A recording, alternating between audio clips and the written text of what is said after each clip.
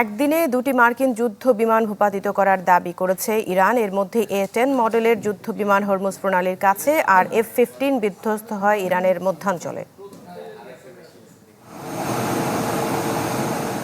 শুক্রবার একদিনে দুই সামরিক বিমান হারিয়ে বড় ধরনের বিব্রতকর পরিস্থিতিতে পড়েছে যুক্তরাষ্ট্র। প্রথমে ইরানের গণমাধ্যম দেয় একটি মার্কিন F-15E স্ট্রাইক ঈগল যুদ্ধবিমান ভূপাতিত করার। এই বিমানে সাধারণত একজন পাইলট এবং একজন অস্ত্র ব্যবস্থাপনা কর্মকর্তা থাকেন। যুক্তরাষ্ট্র জানিয়েছে পাইলটকে উদ্ধার করা হয়েছে, তবে অস্ত্র ব্যবস্থাপনা কর্মকর্তা এখনও নিখোঁজ রয়েছেন। এই নিখোঁজ ক্রু সদস্যকে খুঁজতে উদ্ধার অভিযান পরিচালনা করছে যুক্তরাষ্ট্র। তন্ন তন্ন করে খুঁজছে ইরানও। সাধারণ জনগণকে আহ্বান জানানো হয়েছে মার্কিন বৈমানিককে খুঁজে পেলে পুলিশের হাতে তুলে দেওয়ার, এমনকি পুরস্কার দেওয়ার ঘোষণাও করা হয়েছে।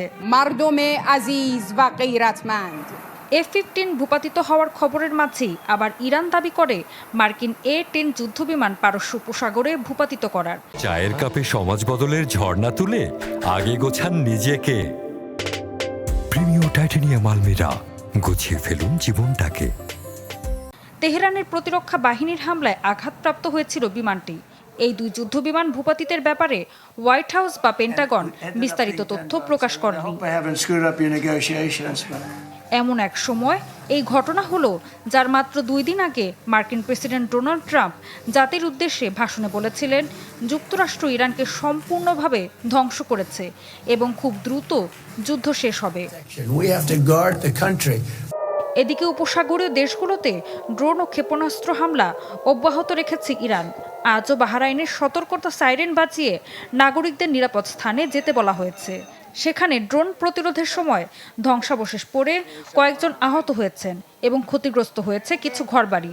এছাড়া সংযুক্ত আরব আমিরাতের দুবাইতেও ড্রোন প্রতিরোধের পর একটি ভবনের ওপর ধ্বংসাবশেষ পড়েছে, তবে কোনো হতাহতের খবর পাওয়া যায়নি।